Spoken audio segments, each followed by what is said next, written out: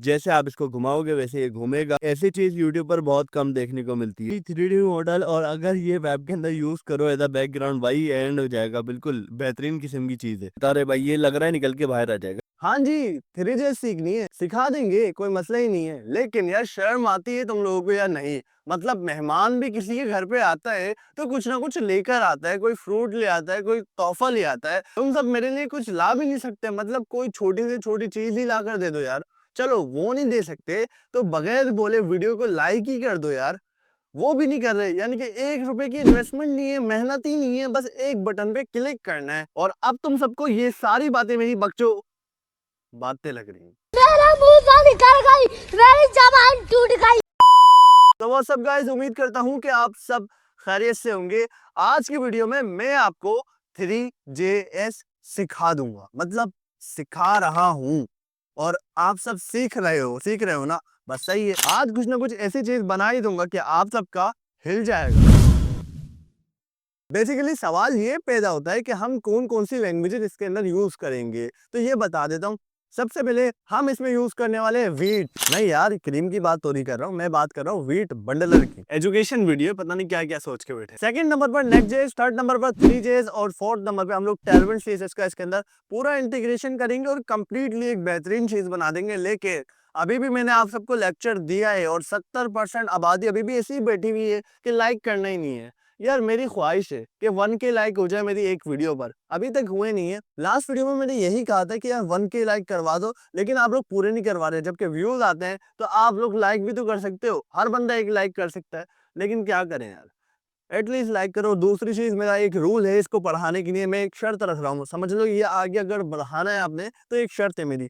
देखिए यार, अगर तालीम सीखना चाहते हो ना तो उसको टाइम देना शुरू कर दो। आप लोग हद से हद 3 से 4 मिनट की वीडियो देखते हो और उसके बाद फारिग, ऐसे नहीं होता। कंप्लीटली वॉच करो वीडियो को। अगर आप किसी ट्यूटोरियल को 15 से 20 मिनट या आधा घंटा दे दोगे तो आपके पूरे दिन में से कोई इतना ज्यादा टाइम खर्च नहीं हो रहा, आप पढ़ाई को टाइम दे रहे हो। कहीं इंस्टीट्यूट में भी पढ़ने जाओगे 2 घंटा देना पड़ेगा। तो बेहतर यार इस ट्यूटोरियल को टाइम दिया करो ताकि हमें भी पढ़ाने में मजा आए और हमारा कॉन्फिडेंस बढ़े। तो इसलिए वीडियो को लाइक किया करो, चैनल को सब्सक्राइब कर लो। बस ज्यादा लंबी नहीं करूंगा, लेट्स गेट स्टार्टेड। सो हाँ जी, वक्त आ चुका है कि आप सबको खोल कर दिखा दिया जाए। और चलिए मैं भी खोलने जा रहा हूँ और आप सब ने भी मेरे साथ साथ खोलना है, ठीक है? तो चलिए स्टार्ट करते हैं। 2 मिनट वॉइस ही क्या कर रहे हो? ये नहीं खोलना, आप सबने गूगल खोलना है, ठीक है? पता नहीं कहाँ कहाँ पहुंच जाते तुम लोग, गूगल की बात कर रहा था मैं। सिंपली हम लोग यहाँ पर कुछ वेबसाइट्स ओपन कर लेंगे, जैसे कि एक है डिजिटल सर्विसेज, जिसको सब्सक्राइब करना है आप सबने।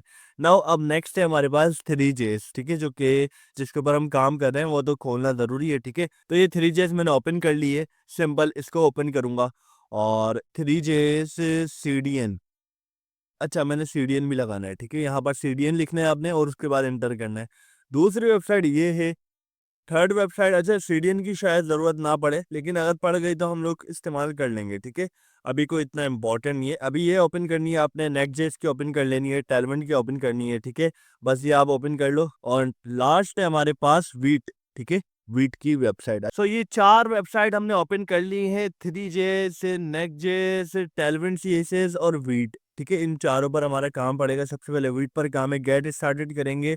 और गेट स्टार्टेड करके इंस्टॉलेशन करनी है हमने। तो इंस्टॉलेशन के लिए क्या करेंगे, थोड़ा सा स्क्रॉल डाउन करो आप इसको, स्कैप फोल्डिंग पर आपको एक कमांड मिलेगी, उसको कॉपी करना है आपने और अपने VS कोड की तरफ आना है, या फिर जहां पर आप फोल्डर बनाना चाह रहे हो। मैं बनाना चाह रहा हूँ भाई, ये लोकेशन है, मैं यहाँ पर अपना फोल्डर बनाना चाह रहा हूँ। CMD को मैं डायरेक्ट यहाँ से ओपन कर लूंगा और यहाँ पर मैं अपनी कमांड पेस्ट कर दूंगा और ये हमारा फोल्डर बनना स्टार्ट हो चुका है। अब ये पूछे प्रोजेक्ट नेम, भाई प्रोजेक्ट का नेम क्या रखेंगे? सिंपल हम टैप कर देंगे, वीट प्रोजेक्ट के नाम से रखेंगे इसको। अच्छा, इसमें कौन सा फ्रेमवर्क आप यूज करना चाहते हो? बेसिकली वीट किस लिए यूज किया जाता है मैं बता देता हूँ। जब हम 2 से 3 फ्रेमवर्क एक साथ यूज कर लेंगे तो उनकी प्रॉपर्टीज को मैनेज करने के लिए हमें वीट की जरूरत पड़ती है। बेसिकली 3JS भी एक फ्रेमवर्क है, उसके अंदर हम रिएक्ट भी यूज कर रहे हैं और Tailwind CSS भी यूज करते हैं, और भी बहुत सारे फ्रेमवर्क हम ऐड कर सकते हैं। तो हमें कोई ना कोई बंडलर की जरूरत होती है और वो है वीट। वीट को हम यूज करेंगे जिसके अंदर वेनिला पे काम कर सकते हैं, व्यू पर, रिएक्ट पर काम करेंगे हम। रिएक्ट के लो या नेक्स्ट.js के लो, एक ही बात है। सिंपल आपने डाउन के एरो से नीचे आना है और रिएक्ट पर आकर इंटर कर देना है, ठीक है? अब ये कह रहा है टाइप स्क्रिप्ट यूज करनी है, जावा स्क्रिप्ट या रिएक्ट राउटर। हम सिंपल टाइप स्क्रिप्ट जो पहले नंबर वाली है उसके ऊपर क्लिक करेंगे, एंटर करेंगे और ये हमारे पास बन चुका है, ठीक है। सिंपल वीट प्रोजेक्ट में आएंगे हम और इसको ओपन विथ कोड कर लेंगे ना। ये तो हो चुका है। अब आपने आगे क्या करना है, आगे कुछ काम करने पड़ेंगे जैसे कि टेलविन सीएसएस की इंस्टॉलेशन, वो कैसे करनी है वो बता देता हूँ। सिंपल आपने टर्मिनल ओपन करना है, टर्मिनल के अंदर आपने सीएमडी को ओपन कर लेना है ताकि कोई कमांड में एरर्स वगैरह ना आए, कमांड प्रॉम्प्ट खुले हमारे पास। अब यहाँ पर हम जो कमांड चलाते हैं चलेगी, ठीक है। पहले नंबर पे हम टेलविन की इंस्टॉलेशन करेंगे। कैसे करनी है, गेट स्टार्टेड करना है आपने। उसके बाद यहाँ पर आप फ्रेमवर्क गाइड्स पर आओ और यहाँ पर सारे फ्रेमवर्क के वीट के ऊपर जाएंगे। हम वीट के ऊपर काम कर रहे हैं। सिंपली आपने सेकंड नंबर पे npm इंस्टॉल डी वाली कमांड चलानी है। सबसे पहले ये चलानी है, ठीक है। कंट्रोल सी करेंगे इसको और अपने वीएस कोड पे लाकर कंट्रोल वी इंटर। अब ये इंस्टॉलेशन करेगा, इतने हम सेकंड कमांड को कॉपी कर लेते हैं। यहाँ पर सेकंड कमांड है npx tailwind css init -p, ठीक है। इसको भी कॉपी करेंगे और यहाँ लाकर जैसे ये पूरी होती है मैं पेस्ट कर दूंगा। तो जी यहाँ पर इंस्टॉल हो चुका है। सेकंड कमांड हम रन कर देंगे और उसके बाद ये जैसे ही प्रोसेस होती है मैं दिखाता हूँ आपको ना। ये थोड़ा टाइम लेंगी दोनों कमांड, नेटवर्क स्पीड के ऊपर डिपेंड करता है, लेकिन हो जाएंगी, कोई एरर नहीं आएगा इसके अंदर, ठीक है। सिंपली ये मेरे सामने हो चुकी है। नाउ थर्ड कमांड को मैं लेने जा रहा हूँ, जो कि कमांड नहीं है, बेसिकली कुछ कोड है, ठीक है। वो क्या कोड है वो बता दूंगा मैं आपको। इन्होंने बताया भाई tailwind.config.js के अंदर आपने ये सारा कोड कॉपी पेस्ट करना है, बाकी सब कुछ हटा देना है, ठीक है। तो हम सिंपल इसी फाइल में जाएंगे और ये पेस्ट कर देंगे, ठीक है। यहाँ पर tailwind.config की फाइल आई होगी, ये थी tailwind.config.js। इसको कंट्रोल ए करेंगे और कंट्रोल बी कर देंगे। ये हमारे पास हो चुका है, ठीक है। सो नाउ हमारे पास यहाँ तक का काम हो चुका है। अब आगे हमने कुछ और कोड कॉपी पेस्ट करना है। वो क्या है, ये है, ये index.css में हमने कॉपी पेस्ट करना है, ठीक है। कंट्रोल सी करेंगे और आएंगे। भाई index.css दिख रही है, नहीं है यहाँ पर, जरूर है, पब्लिक में होगी, पब्लिक में भी नहीं है। SRC में ये हमें मिल जाएगी index.css, ये रही, ठीक है। इसका सारा कोड अगर हटाना चाहो तो हटा दो, नहीं हटाना चाहते कोई मसला नहीं है। इसके ऊपर आओ और यहाँ कंट्रोल, ऊपर आओ और यहाँ आकर कंट्रोल भी कर दो, ठीक है। ये हो गया हमारे पास। और ये जो आ रहा है येलो येलो, ये वार्निंग है, इसको इग्नोर करो, ठीक है।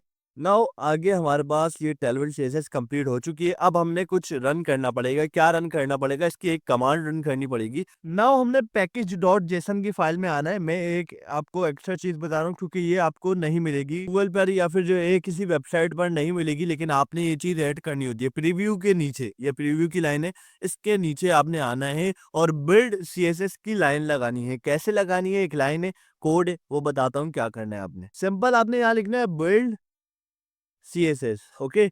यहाँ पर बिल्ड और कॉलन लगाकर CSS लिखना है। एक और बार कॉलन आएगा, उसके बाद आपने टेलविंड लिखना है इन्वर्टेड कॉमास के अंदर, टेलविंड CSS आई। अब मैंने यहाँ पर कह दिया बिल्ड CSS करो। टेलविंड CSS इंस्टॉल की जा रही है कौन सी फाइल में, ./index। अच्छा, मेरा हाथ पड़ता नहीं है, मेरा एक हाथ माउस पर होता है और एक हाथ मेरा कीबोर्ड पर, तो मैं एक हाथ से टाइपिंग करता हूँ। भाई टैलेंट है। तो मैं एक काम करता हूँ, ऑन स्क्रीन कीबोर्ड में खोल के रखता हूँ कभी कभी ना। तो कुछ अल्फाबेट्स ऐसे हैं जहाँ पर मेरा हाथ नहीं पहुंच पाता, तो मैं उनके जरिए काम कर लेता हूँ, ठीक है। तो मैं इसको जो है जरा यहाँ पर सरका दूंगा। टर्मिनल को भी थोड़ा गिरा देते हैं क्योंकि बहुत ऊपर आया हुआ है। अब यहाँ पर index.css मैंने लिखना था, ठीक है। हाँ, मेरा ई के ऊपर खास तौर पर हाथ नहीं पड़ पाता है, ठीक है। index.css ना, ये हमारे पास हो चुका है। और एक और चीज लगानी है, -o करना पड़ेगा, ठीक है, क्योंकि इसके अंदर आउटपुट फाइल है ना। हमने आउटपुट फाइल का बताना होगा। -o का मतलब है अब आउट, ये इनपुट का एड्रेस बताया था मैंने, नाउ आउटपुट का बताऊंगा, ठीक है। आउटपुट का एड्रेस होगा सिंपल ./output CSS, ठीक है। उसके बाद हम देंगे --वॉच, ठीक है। ये आपने लाइन लिखनी है, कंप्लीट लाइन बता दी है मैंने। जहां पर एरर जो आ रहा है वो एरर नॉर्मल है, कोई इतना बड़ा एरर नहीं है। एक एरर तो मैंने सॉल्व कर दिया और दूसरा एरर है ये इन्वर्टेड कॉमास, ठीक है। ये मेरे पास हो चुका है कंप्लीटली। ये हो गया हमारे पास कंप्लीटली, ठीक है। इन्वर्टेड कॉमास में आपने लिखना है पहले बिल्ड CSS और उसके बाद आपने ऊपर कॉमा लगा देना है, ठीक है। ये एरर आ सकता है आपको। उसके बाद कॉलन और टेलविंड इंस्टॉल की जाए, यानी कि इनपुट फाइल होगी इसकी index.css और आउटपुट फाइल होगी इसकी output.css। और --वॉच का मतलब है ये चलती रही, यानी कि हम जो करते थे टाइप स्क्रिप्ट के अंदर कि हमारा कोड बार बार हमें रन ना करना पड़े, बस हम जो लिखते जाए और ब्राउजर पे चेक करें तो वो रन हो जाए। तो यही काम हमने यहाँ पर किया है, ठीक है। सिंपल, अब हम एक कमांड चलाएंगे और ये कमांड सिर्फ एक ही बार रन करनी है आपने, ठीक है। npm रन लिखना है और उसके बाद आपने बिल्ड लिखना है। बिल्ड CSS रन कर रहे हैं ना हम, तो कॉलन लगाकर CSS, ठीक है, ये लाइन हम इसको बता देंगे, इसको आपने रन करना है, तो इससे ये होगा हमारी टेलविन सीरीज चलती रहेगी, बार बार हमें एनपीएम रन डेफ नहीं करनी पड़ेगी। ठीक है, और ये हो गया हमारे पास कंप्लीट। ये रन हो रहा है, उसके बाद मैं आपको दिखाता हूँ। सो नाउ आपके सामने है कि हमने टेलविन को भी इंस्टॉल कर लिया। अब बारी है 3JS की, तो कैसे इंस्टॉल होगी वो भी हाथों से होगी। एवरीवन, एक प्रॉब्लम हो गई है, वो ये थी कि मैं वीडियो बना रहा था लेकिन आधी वीडियो मेरे से मिस हो गई, यानी कि मैंने इंस्टॉलेशन कर ली थी टेलविन CSS तक। ठीक है, 3JS से मिस हो गई है और फिर मुझे जाना भी पड़ा एक काम से। उसके बाद अब मैं आकर बैठा हूँ, तो मैंने 3JS की इंस्टॉलेशन कर ली थी लेकिन मुझे पता नहीं था कि रिकॉर्डिंग हो रही है या नहीं हो रही, तो वो मिस हो गया। तो मैं आपको कमांड बता देता हूँ कि आपने कौन कौन सी कमांड रन करनी है, और ये समझा दूंगा ये मैंने क्या कोड किया है। ठीक है, वो कमांड आप उसको देखकर रन कर लेना। ठीक है, मैं नोटपैड पर आपको कमांड लिख के दे देता हूँ। टेलविन तक आपने इंस्टॉलेशन करनी है जो अभी तक मैंने आपको सिखाई है। ठीक है, उसके बाद आपने ये 2 कमांड रन करनी है। सबसे पहले टेलविन की इंस्टॉलेशन जैसे ही कंप्लीट हो जाए, जब हमने एक कमांड चलाई थी npm run build css, उसके बाद आपने ये वाली कमांड चलानी है npm install, और हमारे पास npm install के बाद 3 है। ठीक है, ये कमांड आपने रन कर देनी है। और ये देखिए मेरा हाथ रुक गया, वापस मैं ऑन स्क्रीन कीबोर्ड खोल रहा हूँ क्योंकि माउस पे एक हाथ और रिकॉर्डिंग भी देखता रहता हूँ और वो भी करता रहता हूँ। ठीक है, तो यहाँ पर मैं 3 कर रहा हूँ।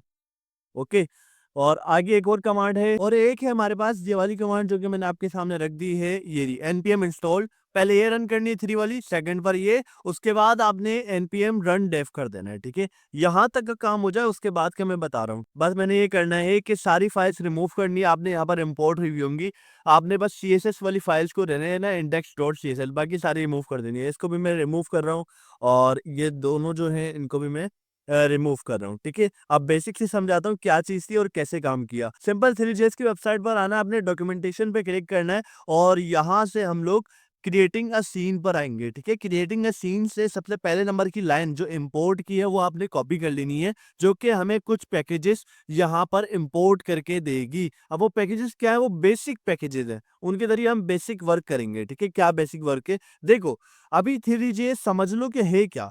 3JS एक ऐसी चीज है, समझ लो 3JS एक दुनिया है, 3D वर्ल्ड है। ठीक है, वहां पर आपको हर चीज 3D मिलेगी, लेकिन उसके लिए आपको आंखें चाहिए। 3D देखने की नहीं, आपको चाहिए आंखें। नॉर्मल आंखों से आप देख नहीं सकते, आपको जरूरत है कोई ना कोई ग्लासेस या आंखें। ठीक है, तो वो मैं आपको बताऊंगा कैसे बनेंगी। हमारा ब्राउजर जो है, क्रोम ब्राउजर जो है, वो WebGL को सपोर्ट करता है। मतलब WebGL एक ऐसी चीज है जो कि 3D मॉडल्स को बनाती है, कुछ चीजों को यूज करते हुए। जिस तरीके से इंसान है, हड्डियां भी यूज हुई है, मिट्टी भी यूज हुई है, खून भी है, पानी भी है, हर चीज मौजूद है। इसी तरह WebGL में हम बहुत सारी चीजों को मिलाकर एक 3D ऑब्जेक्ट बनाते हैं। ठीक है, ये आपका कॉन्सेप्ट क्लियर हो चुका होगा WebGL क्या है। WebGL में हम चीजों को इकट्ठे करके कोई भी 3D ऑब्जेक्ट को बनाएंगे, लेकिन ये टफेस्ट होती है, और इसको आसान करने के लिए 3JS को बनाया गया है। जैसे कि CSS की एग्जांपल है, CSS बहुत टफेस्ट थी, यानी कि टफेस्ट नहीं थी, लेकिन 10 से 15 लाइन का कोड था आपका CSS में, उसको शॉर्ट कर दिया गया टेलविन में लाकर।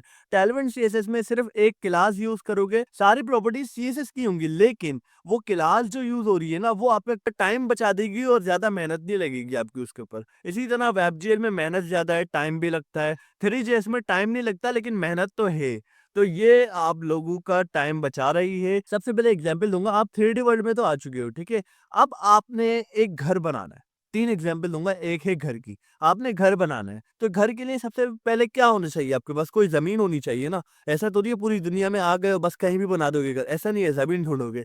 तो वो बनाने के लिए हम यूज करते हैं 3JS में सीन वो वाला नहीं कि भाई सीन हो गया, वो वाला सीन नहीं, बल्कि ये सीन अलग है। इसके अंदर 3D वर्ल्ड के अंदर हम लोग कुछ ना कुछ बना रहे होते हैं, कोई जगह मिल जाए हमें। ठीक है, तो वो जगह हासिल करने के लिए हम सीन का वर्ड यूज करते हैं। ये वाला सीन हम यूज करेंगे 3JS के अंदर, const scene is equal to, ये पूरा मैं आपको वहां लेकर जाकर समझाता हूँ।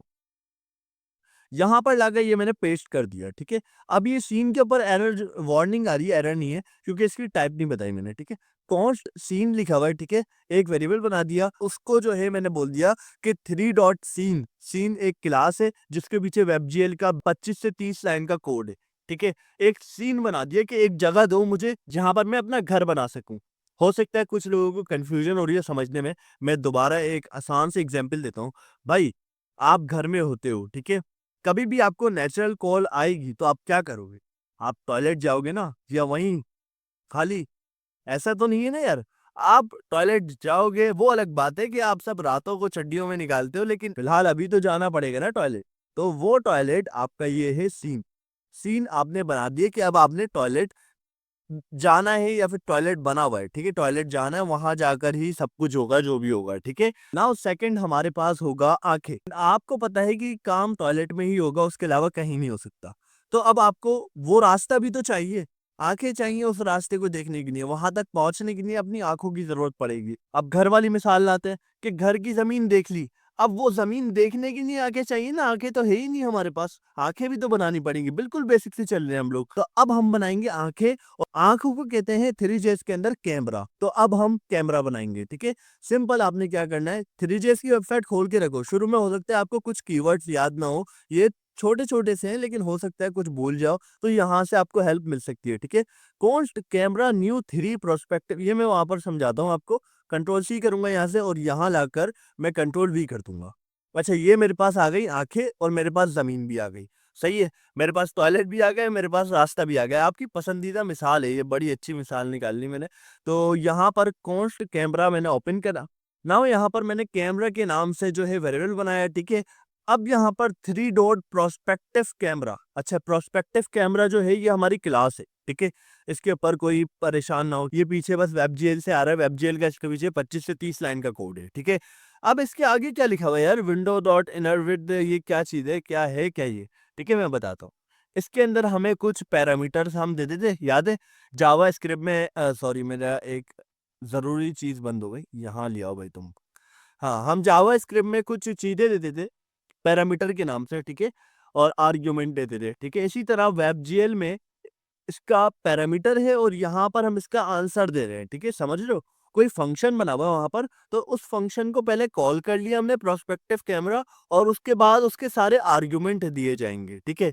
अब यहाँ तक तो समझ गए होगे, ठीक है? अब ये 75 क्या है, उससे पहले मैं यहाँ पर npm run def करना चाहूंगा। नाउ फॉलो लिंक किया, और लोकल होस्ट ओपन हो चुका है, हमारे सामने एक व्हाइट कलर की विंडो आ चुकी है, जैसे कि आप सबको दिख रहा है, ठीक है? अच्छा, इसके अंदर एक कीवर्ड है विंडो डॉट इनर विड्थ, और उसको डिवाइड किया गया है विंडो डॉट इनर हाइट से, ठीक है? यानी कि इसकी विड्थ क्या होती है, यहाँ से लेकर यहाँ तक की चीज विद है, और यहाँ से लेकर यहाँ तक की चीज हाइट है। इन दोनों को डिवाइड कर दो, ठीक है? और इन दोनों को डिवाइड करके जो वैल्यू आए उस जगह पर मैंने ये बनाना है, यानी कि इन दोनों के बीच में सेंटर पॉइंट पे इन्होंने ये बनाना है। जो भी बनेगा ना अभी कुछ भी, तो वो सेंटर पॉइंट पे बनेगा। इन दोनों को डिवाइड करो, डिवाइड करेंगे तो भाई एक बीच की वैल्यू निकलेगी ना, इसको भी तोड़ देंगे आधा, विड्थ को आधी तोड़ेंगे, कहाँ आएगी, यहाँ पर आ जाएगी। हाइट को आधा तोड़ेंगे, बीच सेंटर पॉइंट आ जाएगा, ठीक है?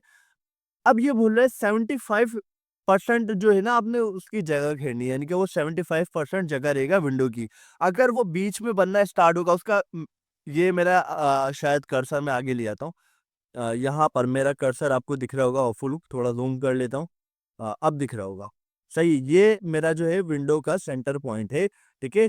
अब देखो, मैं कह रहा हूँ 75% जो है मेरे हिस्से में आने चाहिए, मतलब वो जगह जो घेरेगा वो 75% है। तो मतलब विंडो की 75%, ये तकरीबन थोड़ी थोड़ी सी जगह बचेगी साइडों में, बाकी वो टोटली फैला हुआ होगा, लेकिन उसका स्टार्टिंग पॉइंट सेंटर होगा। ये समझ गए होगे? अब आगे इन्होंने जूम इन और जूम आउट की डिटेल दी हुई है, यानी कि आप इसको कम से कम 0.1% ले जूम इन कर सकते हो, यानी कि बिल्कुल छोटा कर सकते हो, और बड़े करने पे आओ तो 1000 तक लेकर आ सकते हो, ठीक है? इन्होंने बता दिया ये कैमरा की फीचर है कि कैमरा सेंटर पॉइंट पर फोकस करेगा, 75% विंडो को कवर करेगा, और 0.1 से लेकर 1000 टाइम आप इसको जूम इन जूम आउट कर सकते हो। होपफुल ये समझ में आ गया होगा आपको। नाउ इस कैमरे को मैंने सीन के अंदर ज्वाइन करवाना है, ठीक है? तो मैं क्या करूंगा, मैं सिंपल यहाँ पर सीन लिखूंगा, ठीक है? ये सीन का मैंने वेरिएबल कॉल किया, और सीन के ऊपर मैं ऐड का फंक्शन चलाऊंगा, ठीक है? ऐड के फंक्शन के जरिए मैं इसके अंदर कैमरे को ऐड कर दूंगा। कैमरे का जो वेरिएबल था उसको मैंने ऐड कर दिया, और यहाँ तक का मेरा काम हो गया। आंखें भी आ गई और जगह भी आ गई। नाउ आगे का प्रोसेस क्या है? आगे का प्रोसेस ये है कि हम कुछ ना कुछ बनाएंगे। वैसे तो यहाँ पर आकर आगे नेक्स्ट प्रोसेस होता है 3D मॉडल का यूज करना, लेकिन अभी हम लोग 3D मॉडल पे नहीं आएंगे, अभी बहुत दूर है वो। हमने बेसिक से समझना होगा। मैं चाहता हूँ आपको एक वीडियो में समझा देता, 4 घंटे का कोर्स बनता है, ठीक है? मैं नहीं चाहता आपको ओवरव्यू दूँ, मैं चाहता हूँ डिटेल में समझाऊँ 3JS, ताकि मेरे चैनल पे हर किसी को डिटेल में 3JS का कंप्लीट कोर्स मिले, ठीक है? तो आप लोगों ने भी कोशिश करनी है कंप्लीट वीडियो देखो। आपको 3, 4, 6, 7 वीडियो में मैं आपको बेसिक से लेकर एडवांस तक सिखा दूँगा। यहाँ पर हम बनाएँगे कोई ना कोई चीज़, मतलब जैसे कि हम 3JS के अंदर जब भी कोई चीज़ बनाने जाते हैं, 3D एलिमेंट बनाते हैं, तो वो बनता है ज्योमेट्री पर, ठीक है? अच्छा, मैं आपको एक चीज़ और क्लियर कर दूँ, जब भी हम 3JS पर काम करेंगे तो हमारी थोड़ी-सी ग्राफिक में भी नॉलेज होनी चाहिए, ग्राफिक डिज़ाइनिंग, और थोड़ी-सी ज्योमेट्रिकल यानी कि मैथमेटिक्स में भी नॉलेज होनी चाहिए, क्योंकि हमें मैथ की ज़रूरत पड़ती है इसके अंदर, ठीक है? तो हम जब भी कोई चीज़ बनाएँगे 3JS के अंदर, वो कोई ज्योमेट्रिकल ऑब्जेक्ट होगा, ज्योमेट्रिकल शेप होगा, ठीक है? कोई भी ज्योमेट्रिकल शेप हो सकता है। मिसाल के तौर पे या तो वो रेक्टेंगल होगा, या फिर वो स्क्वायर होगा, या फिर वो सर्कल होगा, या फिर वो पॉलीगॉन होगा, या फिर जितने भी शेप्स होते हैं, उनमें आपको ये मिल जाएगा, ठीक है? तो हम उन शेप्स का यूज़ करके उनको 3D मॉडल बना देते हैं, ठीक है? जिनको हम अपनी वेबसाइट में भी यूज़ कर सकते हैं और एज़ अ प्रोजेक्ट भी बना सकते हैं, ठीक है? मैं आपको दिखाता हूँ कैसे बनेगा। तो अब एक ज्योमेट्री ऑब्जेक्ट हमने बनाना है, वो बनेगा कैसे वो मैं बताता हूँ। सिंपल मैं क्या करूँगा, मैं इस लाइन को कॉपी करूँगा और इसको वहाँ ले जाकर पेस्ट कर दूँगा, ठीक है? या फिर मैं एक काम करता हूँ, यहाँ पर जो है कुछ चीज़ें सर्च कर लेते हैं। मिसाल के तौर पे मैं इसके ऊपर काम करना चाहूँगा सिलेंडर ज्योमेट्री पर, ठीक है? अब ये आपको नहीं पता क्या चीज़ है, मैं अब बताऊँगा, लेकिन फ़िलहाल मैं इसको एक काम करता हूँ, यहाँ से कॉपी करता हूँ और कंट्रोल सी, वापसी पीछे चलते हैं जहाँ से हम आए थे, और यहाँ पर आए थे हम लोग, और इसको जो है सामने रख देते हैं, ठीक है? अब यहाँ पर आओ आप और इस कोड को पेस्ट कर दो थोड़ा-सा स्पेस के साथ, ठीक है? अब ये क्या चीज़ है? देखो, जब भी आप कोई, अब मैंने आपको बता दिया कि हम 3D ऑब्जेक्ट का यूज़ करेंगे, लेकिन 3D ऑब्जेक्ट कोई इतना आसानी से तो बनेगा नहीं। मैंने बताया कुछ क्लासेस होती हैं, उनको यूज़ करना पड़ेगा। वेबजीएल अगर यूज़ करोगे तो उसमें तो आपने बनाना पड़ेगा। जो 3D एनिमेशंस के सॉफ्टवेयर होते हैं उनमें बनाते हो। लेकिन इसके अंदर क्या है, क्लासेस यूज़ करनी है, बन जाएगा। कैसे? हमें ज़रूरत होती है 3 चीज़ों की, मतलब 3 चीज़ें क्या? हमें चाहिए होता है कोई ज्योमेट्रिकल शेप, मतलब सर्किल मैं चूज़ कर लिया, बस ये शेप मुझे चाहिए और इसका कलर वगैरह मैं डिफ़ाइन कर दूँगा। सेकंड मुझे चाहिए होती है उसकी हड्डियाँ, मतलब उसकी हड्डियों से मैं वो शेप बनाऊँगा ना। 3D ऑब्जेक्ट जब बनता है, जब उसको पूरा 3D तरीके से दिखाया जाए, मतलब उसको जो है जॉइंट्स लगाई जाएँ और फिर उसको शोकेस किया जाए, तो वो एक 3D कहलाता है। वरना सिंपल शेप दिखाना हो तो मैं पहली लाइन में ये काम कर दूँ, ठीक है? थर्ड नंबर पे मुझे चाहिए होगा मैश। मैश क्या करता है? मैश जोड़ता है उन हड्डियों को, जो जॉइंट्स मैं आपको प्रोवाइड करूँगा, वो उनको जोड़ देगा। तो ये प्रोसेस है सिंपल 3JS का, सिंपल। सबसे पहले मुझे क्या चाहिए थी? ज्योमेट्री, ज्योमेट्रिकल शेप, तो मैंने वेरिएबल का नाम क्या रखा? ज्योमेट्री। आप कुछ भी रख लो, सर्कल रख लो, रेक्टेंगल रख लो, लेकिन ज्योमेट्री रखोगे वो बेहतर है, ठीक है? नाउ आपने न्यू का वर्ड हमेशा यूज़ करना है जब भी कोई क्लास यूज़ करोगे 3JS की, और 3 भी लास्ट भी यूज़ करना है। डॉट, क्लास का नाम है सिलेंडर ज्योमेट्री, ठीक है? इस क्लास को यूज़ करके आप एक सिलेंडर शेप बना सकते हो, ठीक है? अब ये प्रॉपर्टीज़ क्या है, इसको मैं आपको समझाता हूँ। इन प्रॉपर्टीज़ की डिटेल ये रही, ठीक है? ये है रेडियस बॉटम, ठीक है? बॉटम से कितना रेडियस होगा? फर्स्ट नंबर पे जो वो पॉइंट आ रहा है 5, वो है रेडियस, ठीक है? सेकंड नंबर पे पॉइंट आ रहा है हाइट। थर्ड नंबर पे आपका पॉइंट आ रहा है रेडियल सेगमेंट, ठीक है? फोर्थ नंबर पे आ रहा है हाइट सेगमेंट। 5 नंबर पे आएगा ओपन एंडेड। 6 नंबर पे आएगा थीटा स्टार्ट। 7 नंबर पे थीटा लेंथ। लेकिन ये सारे स्टेप्स आपको तो पता ही नहीं है होते क्या है, तो आप कैसे चेक करोगे? देखो, अगर मैं मैथमेटिक्स समझाने बैठूंगा तो बिल्कुल ही टॉपिक चेंज हो जाएगा। तो मैं आपको बड़ा आसान सी चीज बता देता हूँ कि आप कोई भी शेप बना लो, ठीक है? तो मैं एक बड़ी आसान सा मशवरा दे देता हूँ कि अभी इसको इग्नोर करो, ठीक है? जब मैं पूरा बना लूंगा तो फिर मैं इसको छेड़ूंगा और बताऊंगा कि किससे क्या हो सकता है, ठीक है? इसके अंदर बस ये समझ लो कि 7 पॉइंट है हमारे पास। 7 पॉइंट में से हम हर पॉइंट को आगे पीछे करके देखेंगे क्या हो सकता है, कैसे होगा, किस तरीके से होगा, ठीक है?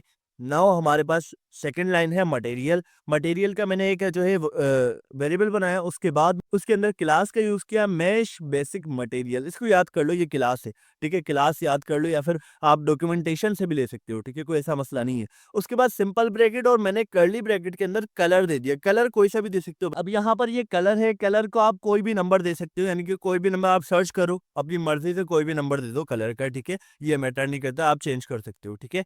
नाउ आपके पास आएगा कॉन्स सिलेंडर, यानी कि ये सिलेंडर क्या है, ये है आपका मैश की क्लास यूज हुई है, ठीक है। इसके अंदर मैश मतलब मैंने बोला था जो हड्डियों को जोड़ता है, मटेरियल मिल गया, शेप मिल गया, तो बस हड्डियों को जोड़ के और बस ऐड करना है इन सबको। यहाँ पर ये ऐड हुआ हुआ है सब कुछ, यहाँ पर हमने इनको जोड़ा, यानी कि ज्योमेट्री को, जो हमारा सरफेस था, ऑब्जेक्ट था उसको, और मटेरियल को, जो हमारी जॉइंट्स थी, बोन्स थी, उनको जोड़ दिया हमने। उसके बाद जब जोड़ दिया तो फिर उनको रेंडर कर दिया, एक जगह पे जमा कर लिया, ठीक है। यहाँ पर हमारा ये पूरा ऑब्जेक्ट बन चुका है, ठीक है। ये चीज मैंने आपको नहीं समझाई, सिर्फ ये चीज मैं आपको एंड में समझाऊंगा जब हमारा ऑब्जेक्ट कंप्लीटली बन जाएगा, ठीक है।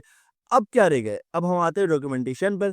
अब हमने ये पार्ट स्किप किया था, ऐसा ही है ना, मैंने यहाँ तक का काम किया था, और यहाँ पर मैंने दिखाता हूँ आपको, यहाँ तक का काम किया था। एक लाइन मैंने ऐड की, सीन डॉट ऐड कैमरा, क्योंकि कैमरे को ऐड करना था। उसके बाद फिर मैंने ये काम कर लिया, ठीक है। अब ये बताओ कि वो जो बीच वाला पार्ट मैंने स्किप किया था वो कहाँ होगा, वो होगा इसके बाद, क्योंकि हमने शेप भी बना लिया, जगह भी ढूंढ ली, आंखें भी देख ली।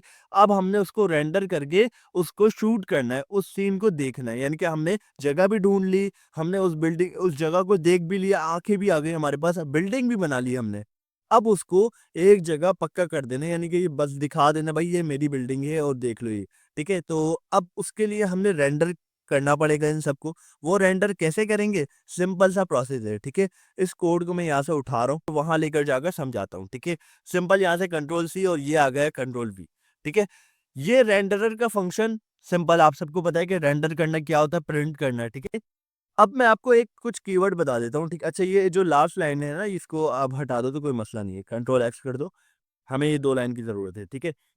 अच्छा, पहली लाइन में क्या हो रहा है, एक वेरिएबल बनाया रेंडरर के नाम से, ठीक है। रेंडरर हमारा प्रिंटर है, समझो रेंडरर का वर्ड जहां भी यूज होगा वो हमारा प्रिंटर है।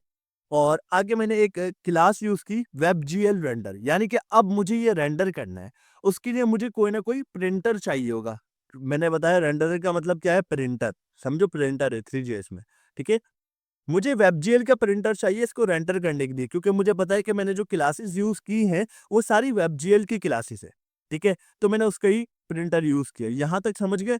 आगे क्या हो रहा है, रेंडरर डॉट सेट साइज, इसका साइज क्या है, इसका साइज है विंडो डॉट, यानी कि इसको जो मैंने रेंडर करना है, मैंने बना लिया, बनाया मैंने इस साइज पर है, लेकिन अब मैं इसको शोकेस करवाऊंगा टोटल विंडो की विड्थ पर और टोटल विंडो की हाइट पर, यानी कि जितनी बड़ी मेरी विंडो है ना, मेरे पीसी की जितनी बड़ी विंडो है, ये जो वेब शो होगा आपको ये ब्राउजर पर, ये रहा, ये जितनी भी विंडो है इसके ऊपर मेरे शो करवाना है, ठीक है। तो वो शो करवाएंगे, बिल्कुल करवाएंगे, ठीक है। अब बेसिकली आप सबको पता है हम टाइप स्क्रिप्ट पर काम कर रहे हैं, टाइप स्क्रिप्ट का कुछ भी कोड होता है वो कहाँ रन होता है, वो होता है कंसोल पर, यानी कि टर्मिनल पर। और अगर हम इसको रेंडर करवाना चाहते हैं तो हम क्या यूज करते हैं, HTML, बिल्कुल ऐसा ही है। तो हम HTML पर काम करेंगे थोड़ा सा। वो काम क्या है, सिंपल, सबसे पहले हमने आ गई ये div रूट हटा देना है। ये हटाने के बाद हमने यहाँ पर एक टैग यूज करना पड़ेगा, उसका नाम है कैनवास, ठीक है। कैनवास का टैग यूज करना है, और अगर यहाँ पर आईडी देना चाहते हो दे दो, और अगर नहीं देना चाहते ना दो, कोई ऐसा मसला नहीं है, ठीक है। कैनवास का टैग यूज करके आपने वापसी main.tsx पर आना है। और नाउ जी, यहाँ तक हो चुका है आपके सामने। अब हमने देखा, अब हम यहाँ पर आकर देख रहे हैं यार कोई काम नहीं हुआ, पता नहीं क्यों, कोई कुछ प्रिंट नहीं हो रहा। देखो HTML का काम भी कर लिया, इतनी सारी टाइपस्क्रिप्ट भी कर ली, फिर भी कुछ प्रिंट नहीं हो रहा। अब क्या मसला है, मसला ये है कि भाई तुमने कुछ प्रिंट करवाया ही नहीं है अभी तक, सारा बस काम कर लिया, प्रिंट कुछ नहीं करवाया। प्रिंट कैसे होगा, एक वेरिएबल बनाओ कॉन्स्ट के नाम से, और उसको जो है नाम दो आप कोई भी अपनी मर्जी से, मैं कैनवास दे रहा हूँ, ठीक है, कैनवास। और उसके इक्वल टू कर दो, आप इक्वल टू कर दो, और यहाँ पर आप यूज करो डॉम का, डॉक्यूमेंट डॉट क्यूरी सेलेक्टर, ठीक है। आप इसका यूज करो, और यहाँ पर आप सिंपल ब्रैकेट लगाओ, और इस सिंपल ब्रैकेट में आप अपने टैग का नाम दोगे जो कि कैनवास था, ठीक है। ये टैग का नाम आ चुका है जो कि आपने दिया था कैनवास वहां पर। अब देखो भैया जी, यहाँ तक का काम तो हो चुका है, आपको जो है अभी ब्राउजर पे कुछ भी नहीं दिखाई दे रहा, तो इसको आप प्रिंट करवाएंगे कैसे, क्योंकि मैंने यहाँ पर HTML को कनेक्ट कर दिया, टैग लगा दिया और पूरा सामान बना भी लिया। तो अब इसको मैंने देखना है, देखने के लिए हमने एक फंक्शन बनाना पड़ेगा और उसको कॉल करना पड़ेगा। फंक्शन का नाम होगा एनिमेट, ठीक है। एनिमेट के नाम से हम एक फंक्शन बना लेते हैं। और अच्छा, ये फंक्शन आपको कहीं से नहीं मिलेगा, इसलिए मैं इसको कॉपी पेस्ट नहीं कर रहा। तो हमने फंक्शन बना लिया है एक एनिमेट के नाम से। अब इसके अंदर हम कौन सी चीज पास करेंगे वो बता देता हूँ। इसके अंदर हमने एक और बिल्ट इन फंक्शन पास करना है, उसका नाम है एनिमेशन फ्रेम। ये आपके पास चौथे नंबर पे आ रही है, इसके ऊपर आप क्लिक करोगे और सिंपल ब्रैकेट लगाओगे, इसके अंदर आप इस फंक्शन का नाम दे दोगे एनिमेट। ठीक है, एनिमेट नाम दे दिया और आपने आगे कॉलन लगाना है। उसके बाद आपने जो है एक लाइन और करनी है, यानी कि इसको प्रिंट करने की, रेंडरर। रेंडरर का मतलब मैंने बताया था कि प्रिंटर होता है। डॉट रेंडर, रेंडर का मतलब जो रेंडर करना है हमने, यानी कि ये सारा सामान रेंडर करना है ना, तो रेंडरर ये रेंडर करो। अच्छा, इसके अंदर क्या क्या चीज़ है हमारे पास, एक सीन है, जगह है हमारे पास, ठीक है, और उसके बाद हमारे पास क्या है, उसके पास कैमरा भी है, उसके बाद हमारे पास है कैमरा। ठीक है, तो ये दोनों चीजें हमने क्या की, रेंडर करवा ली और ये हमने यहाँ पर भी रोक दिया। अब क्या करना है, अब एक काम रह गया है, वो है फंक्शन को कॉल करना। अच्छा, सारी चीजें मैंने समझाई है, ये फंक्शन मैंने खुद बनवाया आपको। ठीक है, एनिमेट, और एनिमेट का फंक्शन कॉल कर लिया हमने, यहाँ पर हमारी कहानी खत्म। और अब हमें कोई ना कोई आउटपुट शो हो जाएगा, वो आउटपुट है ये रहा। ये शेप मैंने बना लिया, ये 3D शेप आपको कैसा लग रहा है? अब आप लोग मुझसे ये ना बोलना कि यार ये शेप तो 3D नहीं है। अगर मेरी आंख से देखोगे तो भाई ये 3D है। अब मैं दिखाता हूँ कैसे ये 3D है। सिंपल, मैं यहाँ पर वाई फ्रेम को ट्रू कर दूंगा और उसके बाद आपके सामने रिजल्ट आ जाएगा ट्रू। और अब हम आते हैं वापसी यहाँ पर, और ये रहा। क्या ये 3D है? यस सर, ये तो 3D शेप है, बट फिर भी स्टिल ये एक ड्राइंग लग रही है यार, कोई इतना खास चीज नहीं लग रही इसके अंदर। तो अब ये भी समझा देता हूँ भाई, एनिमेशन होगी तो ये लगेगा तुम्हें सब कुछ। ठीक है, अब एनिमेशन का टॉपिक थोड़ा सा अलग है। नाउ ये आउटपुट आपको मिल चुका है, यहाँ पर आप देख रहे हो कुछ लाइंस टाइप है, ये इसकी बोन्स है, जो कि मैंने आपको कहा था मटेरियल। ठीक है, और इसको ज्वाइन किया गया है मैश के जरिए, और ये एक इसको शेप दिया गया है, वो है हमारी ज्योमेट्री। ठीक है, अब क्या करना है, अब हमने इसके अंदर एनिमेशन डालनी है, और मतलब हमने इसको अपनी उंगलियों के इशारे पर नचाना है। ठीक है, तो वो कैसे करेंगे, बहुत सिंपल है भाई। एनिमेशन हमेशा यहाँ पर 3 प्रॉपर्टीज पे लगाई जाती है, पोजीशन, स्केल और आखिरी प्रॉपर्टी रोटेशन। ये 3 प्रॉपर्टीज है जिनके ऊपर हम एनिमेशन लगाते हैं। अच्छा, पोजीशन क्या होती है? पोजीशन होती है एक जगह से दूसरी जगह मूव करना। ठीक है, और रोटेशन एक ही जगह पे गोल गोल घुमाना, और स्केल छोटा बड़ा करना। तो फिर ठीक है, एनिमेशन लगाकर देखते हैं किस तरह की एनिमेशन होती है इसके अंदर। मैं सिंपल यहाँ पर सिलेंडर लिखूंगा और इंटर करूंगा, और उसके बाद डॉट लगाऊंगा, और यहाँ पर मैंने कॉल करना है कौन सी एनिमेशन मैंने लगानी है। मैं पहले लगाता हूँ रोटेशन की। ठीक है, रोटेशन, और रोटेशन पूरा लिखना पड़ेगा? नहीं भाई, जरूरत नहीं है आपको। डॉट लिखूंगा आगे, और मेरे पास एक्स की प्रॉपर्टी आती है, रोटेशन डॉट एक्स। अच्छा, ये एक्स वाई जेड क्या होता है मैं आपको बताता हूँ। ठीक है, फिलहाल देख लो मैं कर क्या रहा हूँ। मैंने सिलेंडर ऊपर से लिया, सिलेंडर क्या था, ये था हमारे पास मैश। मैश के अंदर हम रोटेशन करते हैं, यानी कि हमने हड्डियों को जोड़ा होता है ना जिससे, उसके जरिए ही हम उसको घुमाते हैं। ठीक है, हम उसकी जो बोन्स होती है वो हमारे कंट्रोल में होती हैं। अब उसके जरिए हम उसके अंदर एनिमेशन डाल सकते हैं। नाउ हमने यहाँ तक का काम कर लिया, अब हमने आगे वैल्यू देनी है। वैल्यू कैसे देंगे? प्लस लगाना है और इक्वल टू लगा देना है। उसके बाद आप कोई भी वैल्यू दे दो, 0.01, ये हो गई इसकी रोटेशन। नाउ 0.01 इसकी रोटेशन हो गई। अगर देखते तो भाई ये तो गायब है, किधर ये दिख ही नहीं रहा। चलो आओ वापसी लाते हैं इसको। तो भाई आप देख सकते हो कि कोई आउटपुट नहीं दिखा मुझे, तो इसकी वजह ये है कि मैंने यहाँ पर नहीं करना, आपने ये ब्रैकेट के अंदर करना है जो भी कार्रवाई डालनी है। ठीक है, अब इसको मल्टीप्लाई बाय 12 कर लूंगा, और इसका बाद में बताऊंगा मैंने ये क्यों लगाया है। ठीक है, तो फिलहाल आप सब देख सकते हो क्या बेहतरीन चीज बना दी है। पहली बार आपको 3D चीज दिखा दी है, बगैर कोई ज्यादा कोड किए, बगैर कोई ब्लेंडर का यूज किए, आपने एक 3D फ्रेमवर्क का यूज करना सीख लिया है। ठीक है, मुबारक हो। नाउ मैंने आपको बताया कि एक रोटेशन प्रॉपर्टी है, एक है हमारे पास स्केल प्रॉपर्टी। अच्छा, देख लो कैसे रोटेट हो रहा है, ये सामने की तरफ रोटेट हो रहा है जब मैंने एक्स प्रॉपर्टी का यूज किया। ठीक है, नाउ अगर मैं यहाँ पर रोटेशन को हटाता हूँ और यहाँ पर स्केल लगा देता हूँ, ठीक है, तो क्या होगा देख लेते हैं भाई। ये देखो भाई, ये चीज होनी है ऐसी बेहतरीन चीज, कसम से आज तक आपने वेब के अंदर तो नहीं देखी होगी। और अगर मैं स्केल को भी हटा दूं तो यहाँ पर पोजीशन लगा दूं, थर्ड प्रॉपर्टी जो मैंने आपको बताई थी, पोजीशन से भी आप एनिमेशन देते हो। तो अब देखते हैं क्या होता है। तो ये देखो, ये यहाँ से घूम के वहां चले जाएगा, फिर ये दिखेगा भी नहीं। ठीक है, तो बेहतर है रोटेशन, आई थिंक बेस्ट है। तो रोटेशन हम वापसी यहाँ पर लगा देंगे। ठीक है, रोटेशन, और नीचे आओ नीचे आओ नीचे आओ नीचे आओ, ये रहा। अब यहाँ पर एक्स, एक्स की जगह मैं वाई लगाऊंगा। अच्छा, आपको पता है ना सामने की तरफ घूम रहा था जब मैंने यूज किया था ये, तो अब देखो ये गोल गोल घूम रहा है, पहले सामने अब गोल गोल घूम रहा है ये। ठीक है, अब अगर मैं इसकी जगह पे z यूज करूंगा तो अब ये कैसे घूमेगा, ये यूं घूमेगा, समझ गए? ऐसे एनिमेशन हम दे सकते हैं इसके अंदर, कोई भी 3D मॉडल बनाकर उसको यूज कर सकते हैं, ठीक है। नाउ अगर मैं ये करूं कि इसको कंट्रोल सी कर लिया मैंने और आगे 2 दफा इसको कंट्रोल भी और कंट्रोल भी कर दिया, ठीक है। अच्छा, इसकी स्पीड वही रहेगी, ये नहीं समझने के बहुत तेज भागेगा अभी ये। तो अब यहाँ पर मैं एक्स लगाऊंगा और यहाँ पर मैं वाई लगा दूंगा, ठीक है। अब ये तीनों एनिमेशन में अप्लाई करना चाह रहा हूँ एक ही साथ, तो क्या होगा, ये एक प्योर 3D मॉडल बन जाएगा। अच्छा, बहुत तेज हो गया है, 12 हटा देता हूँ ये मैं, तो पता नहीं चल पा रहा हो क्या रहा है। तो यहाँ से मैंने ये हटा दिया और अब देखो भाई, नाउ ये प्योर 3D मॉडल लग रहा है। आप अपनी वेब के अंदर यूज कर सकते हो, कहीं भी चाहो वहां पर आप ये अपने वेब के अंदर यूज करो और एक 3D वेब बना सकते हो, ठीक है। बहुत से मटेरियल आते हैं, बहुत से ज्योमेट्री शेप्स आते हैं, मैं आपको सारे पढ़ाऊंगा लेकिन एक वीडियो में पढ़ाना मुश्किल है। एनिमेशन बता दी, रोटेशन, स्केल, पोजीशन, ऑब्जेक्ट बता दिया और सारी बेसिक मैंने आपको एटलीस्ट बता दी है। अब एक काम रह गया है, हम इसकी बीवी बन जाए और इसको अपनी उंगलियों के इशारे पर नचाएं। वो कैसे नचाएंगे, उसके लिए हमें चाहिए होगा ऑर्बिट कंट्रोल। तो वो क्या करेंगे, यहाँ पर आओ और यहाँ पर आकर ऑर्बिट कंट्रोल मैंने सर्च किया, ऑर्बिट, और सर्च करके आप इंटर कर दो, ठीक है। ऑर्बिट का इंटर करने के बाद आपके पास यहाँ पर ऑर्बिट कंट्रोल्स आएगा, इसके ऊपर क्लिक कर दो। क्लिक करने के बाद सिंपल, सबसे पहले आपने ये कोड उठाना है फर्स्ट लाइन का। अच्छा, जल्दी जल्दी कर रहा हूँ, बहुत लंबी हो गई ये वीडियो और अभी एडिट भी करनी है मैंने। तो भाई वीडियो को लाइक कर देना यार, एटलीस्ट इतनी मेहनत करके कुछ सिखाया है तो जल्दी से लाइक कर दो और चैनल को सब्सक्राइब कर दो अगर चाहते हो, क्योंकि यार मैं नेक्स्ट वीडियो जब लाऊंगा जब मुझे अच्छा रिस्पॉन्स मिलेगा कि हाँ मेरे स्टूडेंट जो है चाहते हैं कि मैं ये सिखाऊं और इसी तरह सिखाऊं जैसे कि मैं आप सबको सिखा रहा हूँ फ्रेंडली। तो प्लीज़ आप सब लाइक करें, सब्सक्राइब करें और जितना हो सके अपने फ्रेंड्स के साथ शेयर करें जो डेवलपर है, उनके लिए काफ़ी इंपॉर्टेंट है 2025 में। नाउ सिंपल आपने ये लाइन कॉपी करनी है ऑर्बिट कंट्रोल वाली, ठीक है।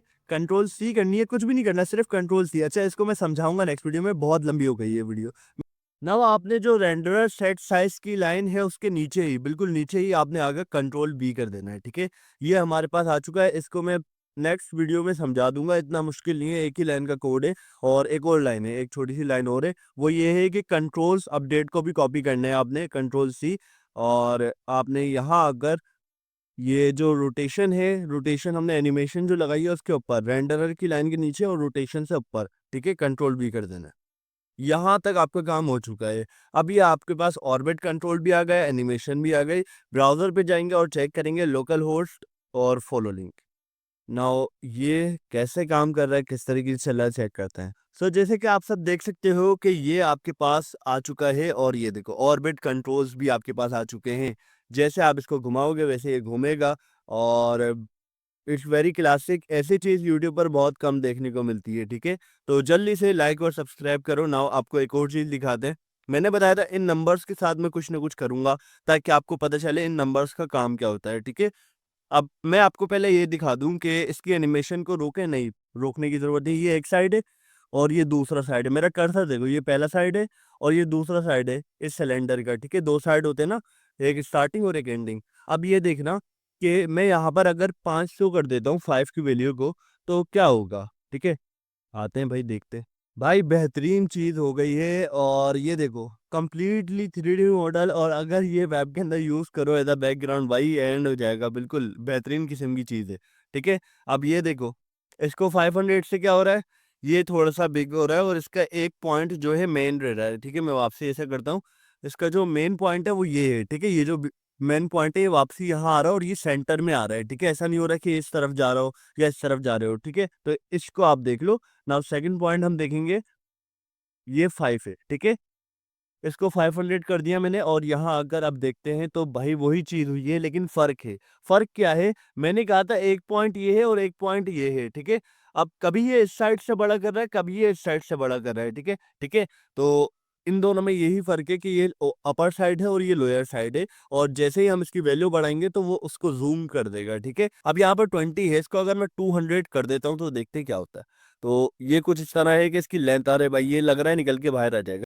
भाई इस 3D मॉडल्स को as a animation, as a light light के तौर पे आप यूज कर सकते हो किसी भी ऑब्जेक्ट पर डालने के लिए। तो डिजिटल सर्विसेज के साथ ऐसी बहुत सी चीजें बनाओगे जो कि अपने प्रोजेक्ट में यूज करके एक बेहतरीन किस्म का प्रोजेक्ट बना सकते हो। और देखो सेटिस्फाइंग है, मजा आ रहा है, दिल चाह रहा है इसके साथ खेलते रहो बस, ठीक है। ठीक है, तो ये आप बनाकर खेलते रहना। नाउ अभी इसको वापसी 20 करेंगे और ये जो 40 है हमारे पास, इसको जरा जो है हम कम करके देखते हैं। इसके अंदर जो लाइन थी वो कम हो गई, इसको 10 करेंगे वापसी और दोबारा देखेंगे, ज्यादा फर्क मिलेगा। ठीक है, अब ज्यादा फर्क है, सिर्फ 10 लाइनों के ऊपर ये बना हुआ है, यानी कि 10 बोन्स, मैंने बोला है 10 हड्डियां हैं इसके अंदर, तो उनके ऊपर बना हुआ है ये, और बेहतरीन लुक दे रहा है मतलब। ठीक है, तो ये है इसके की फीचर्स मैंने आपको दिखा दी, ऑर्बिट कंट्रोल, एनिमेशन। और मजे की बात यह है कि ऐसी चीजें बहुत कम देखने को मिलेगी। आज आपने डिजिटल सर्विसेज पर एक 3D मॉडल्स बना लिया है और आज से आपकी 3GS की जर्नी स्टार्ट हो चुकी है। तो भाई इसकी प्रैक्टिस करना, इसको डीपली देखना कि क्या होता है इन नंबर से और कैसे हम लोग इन नंबर में काम करेंगे, किस तरीके से ये वर्क करते हैं, एवरीथिंग आप ये देखोगे तो आपको पता चलेगा है क्या चीज। ठीक है, सो फिलहाल बस मैं इसको एंड करता हूँ वीडियो को। ठीक है, उम्मीद करता हूँ आपको मजा आया होगा काम करते हुए भी और पढ़ते हुए भी। अब जिन्होंने यहाँ तक देखी है ना, वो सच में कुछ ना कुछ करना चाहते हैं, तो उन्होंने इतनी लंबी वीडियो देखी और अपने लिए अपना ट्यूटोरियल एक फायदेमंद ट्यूटोरियल बनाया है। ठीक है, तो बस मैं आप सबको ये कहना चाहूंगा भाई, आप लोगों को लाजमी लाजमी वीडियो को लाइक करो और सब्सक्राइब करो ताकि वीडियो की अपडेट आती रहे। इंशाल्लाह नेक्स्ट वीडियो में हम एक पबजी का सीन बनाएंगे, मतलब एक आदमी खड़ा करेंगे और उसका पूरा बैकग्राउंड होगा, वही जो पबजी का बैकग्राउंड होता है वही बैकग्राउंड होगा और कंप्लीटली ये वेब के ऊपर बनाएंगे हम। ठीक है, आप लोगों को वो सीखना है तो बस आप लोगों ने सब्सक्राइब करना पड़ेगा और कमेंट में मुझे बताना पड़ेगा कि कितने लोग इंटरेस्टेड हैं इसको बनाने में। बस जल्दी जल्दी शुरू हो जाओ। सो फिर मिलते हैं नेक्स्ट वीडियो में, अभी के लिए अल्लाह हाफिज। So please subscribe, I want to reach 1 million.